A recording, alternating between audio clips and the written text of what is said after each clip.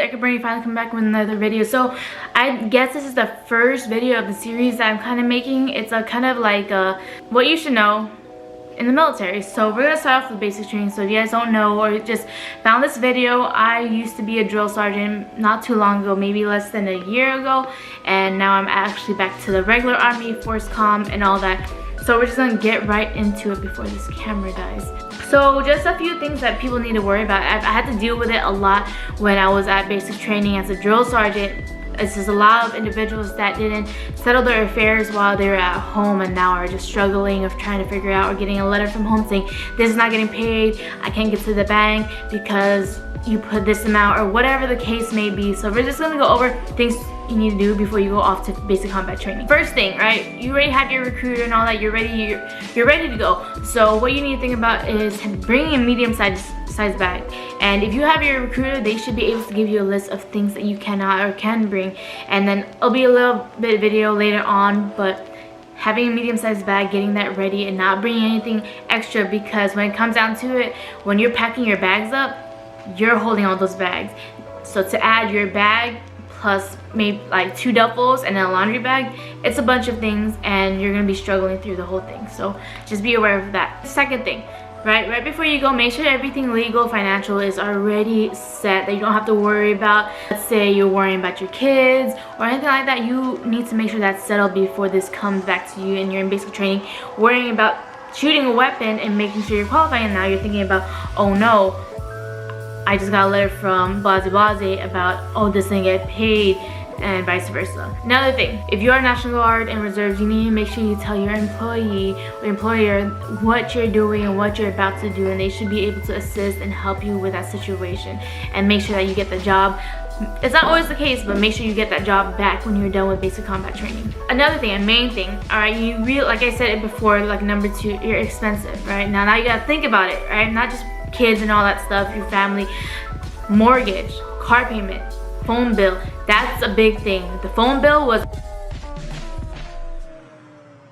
okay. So I know it looks the same, but this is like a few days later on, so I'm just gonna finish this video off right here. So we're gonna go on with the rest of it. So I think it was about a cell phone. So it's something that it happened a lot whenever I was a drill sergeant, that they didn't pay the phone bill or they forgot to put it on auto or auto payments, and then all of a sudden they get the phones and they're like, yay, and then they get their phone and they're like, no connection, and then you have no internet, you have no nothing, you don't remember your user ID, you don't remember your password, and then you're here, you're trying to figure out, oh, Battle Buddy, can I use your cell phone? And they're like, but this is my time to talk to my family, you know?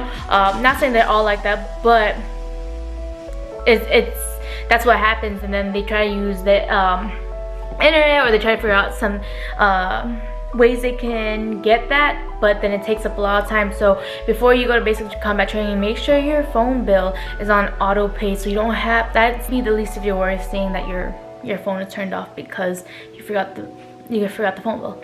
So next thing is to make sure write down in a little notebook, right? A notebook that you know that you're allowed to have, just a regular plain small little notebook that you can put in your pocket or put in your locker, your emergency contact number, because that's gonna be one of the first few questions they ask you, emergency contact number, and at that point in time you probably won't have your phone, so you have to give it to them later.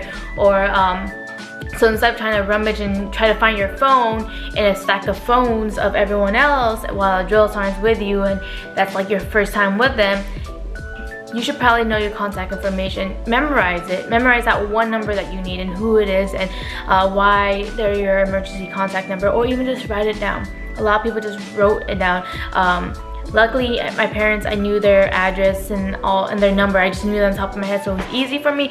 But regardless, you should have it in a notebook just in case, or make sure you memorize that one phone number that you really need to give all the information, and anything that happens to you, we're able to call them right away.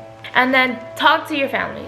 Realize that here you are, you're going to basic combat training, and this is not summer camp. It's basic combat training. You're a full grown adult and you are about to go to basic combat training. So realize that you're not going to have your phone and that you're not going to be able to contact them for X amount of time, but you are going to be able to contact them once you get to your company, right? Once you get to reception, I'm pretty sure they give you a phone call, but then after reception, at least the first, and this is what I did every cycle, the first day we get them, that was at least within 2 hours, we told them and we gave them time to call their family, tell them which Facebook to follow, what battalion you're in, what company you're in, and then boom, and have them making sure they're ready within a week or so when you get to basic combat training, that you're gonna call them with a bunch of information that they need to know and will need to know, because they can't text you and be like, what did you say? They'll just have to be on standby waiting for that address, Facebook, all that information. And then also another thing, and it's something we had to deal with too, is sometimes you only have time for one phone call.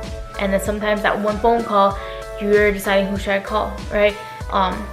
If you know for some reason you're not gonna be calling your mom, your dad, your girlfriend, your boyfriend, your husband, your wife, your kids, or whoever it is, you should try to give them a heads up about it, even writing in a letter or telling them prior to, saying, hey, I'm gonna call this person if I only have one time to call, because there's so many people that call staff duty and that says, oh, this person didn't call me yet, and I know we're supposed to get in a lot of time in order to speak to them, but no, a lot of time is for that soldier or that trainee to call whomever they want to for that period of time, and we can't force them, hey, you have to call your mom, you have to call your dad, you have to call whoever it is.